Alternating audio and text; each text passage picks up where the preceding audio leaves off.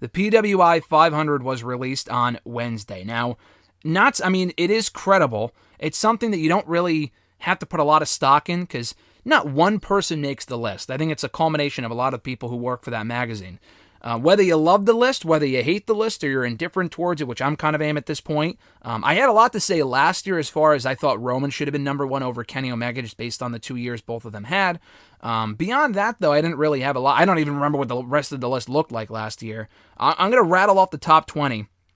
I'm going to get your thoughts real quick, not on every single entry here, but just your general thoughts on the rankings and anyone who was admitted, stuff like that. So, top 20 look like this. Number 20, Drew McIntyre. 19, former AEW World Champion Kenny Omega. And also, I should note, by the way, the evaluation period was July 1st, I believe, of 2021 to June 30th of 2022. I'm pretty sure is what it was.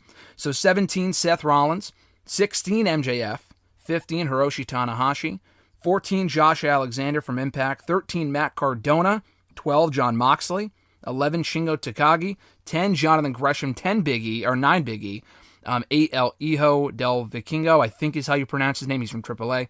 7, Bryan Danielson. 6, Cody Rhodes. 5, Bobby Lashley. 4, Hangman Adam Page. 3, CM Punk. He's probably happy he's one above Adam Page. 2, Okada. And 1, Roman Reigns. So we discussed it briefly over DM yesterday with Roman Reigns topping the list this year. He's topped the PWI 500 before. For the first time in a few years, though, Roman Reigns is number one once again. And, an interesting list to say the least. And, this always gets a lot of people talking every single year. Oh, this person was left out. This person should have been higher. Blah, blah, blah. Overall, I don't really mind this list whatsoever. The big talking point this year on Twitter is that Jon Moxley was number 12. Now, I know that they do this all based off of kayfabe. If you do this based on, in-ring, as far as best matches or best, or best promos or best character work, then yeah, a lot of these people would be higher. Fucking Rollins would not be 17 behind Jonathan Gresham, I'll tell you that much, who I like a lot, but, come on. That's just the way that they do it. They go it off of, title wins, how long they held championships. That's just their criteria. So you got to keep that in mind. That being said, though, Jon Moxley, although he did not win the World Championship until the very end of the evaluation period, he was pretty much undefeated for that entire time. I know he did go to rehab for 3 months, but Cody Rhodes was also gone from wrestling for a good 3 months when he left AEW to go to WWE. So I'm not really sure that's a solid excuse. I know you're not the biggest fan of Jon Moxley, so I'm curious what your thoughts on that are, but just the overall list and who you thought was left out, if you have any thoughts on him at all. No, I mean, all the people on, Roman being one, that was just he wasn't one, then they need to reevaluate the rankings. But I think Roman's good. Like I said, Seth, I feel like it's pretty low. I mean, like you said, booking wise, he didn't have the greatest year, but I feel like he did, especially in 2022.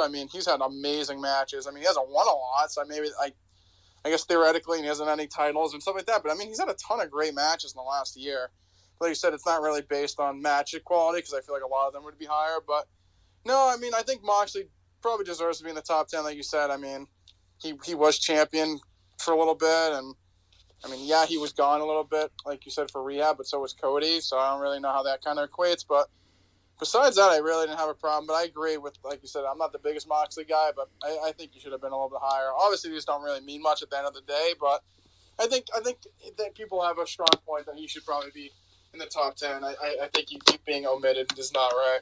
Yeah, another thing you got to consider, too, if you talk about people missing time, Big E missed the final 3 or 4 months of the evaluation period, too. He got hurt in early March, and the evaluation period to them ends in late June, so he was gone for that entire time, and he was number 9. I know he was WWE champion for 4 months, and he had a decent year from the period that they're, evaluating for, but, he also wasn't the best booked champion. He lost a lot, so again, it's all subjective at the end of the day. Roman Reigns being number 1 was also my top takeaway.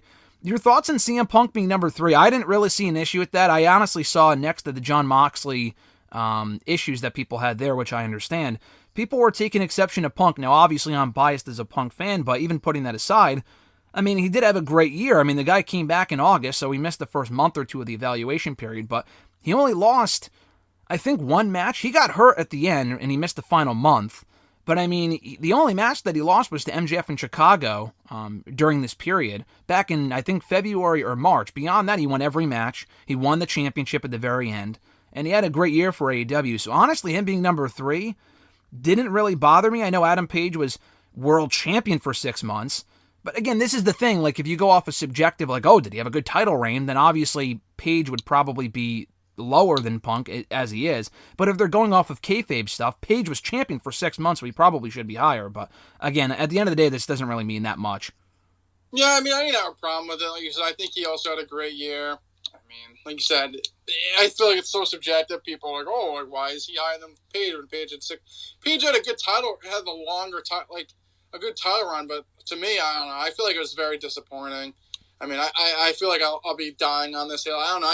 He had a couple good matches, but like for how big the moment was of him finally being Omega, I feel like it was a letdown from what it could have been. I feel like his popularity, I mean, it's just a wrestling thing anyways. Like, the fans, like, weren't as behind him once you win the belt. I mean, that's always the case. But, I don't know. I have no problem with him being behind Punk. Yeah, no, I thought that made sense. And the funny thing is that Page's entire title run was kind of overshadowed by Punk and largely MJF as well, who's a lot lower on the list because he just doesn't wrestle a lot. And if you're going off of matches won, I can understand that. I mean, he was kind of keeping AEW afloat from as far as like my engagement goes. As far as my engagement goes, he's keeping me interested. Punk was as well. Punk's gone for now. If not for good, we still don't know. No real update on that, but it's funny because Adam Page was overshadowed for his entire title reign by Punk, and Punk just so happens to be number 3 over Page's 4, so I thought that was funny. And Roman Reigns, anyway, I didn't really see anyone complaining that he was number 1. You have to remember, too, if you're thinking now, well, the guy's a part-timer, how does that work? We never see him on the show. The evaluation period, as I mentioned, was from July to July, and he didn't go part-time until April, and even then, honestly, it was really May, because he made a couple of appearances in April. He was at WrestleMania Backlash, where he won in the main event with the Bloodline, so he wasn't overly active in the remainder of the period, though he did have that one match on SmackDown where he beat Riddle to retain the title. So, I can understand why he's number 1. He should be number 1. He is, and, arguably still is the best thing in wrestling as far as the, the act goes and the Bloodline stuff, and people might be getting tired of it, and it is what it is.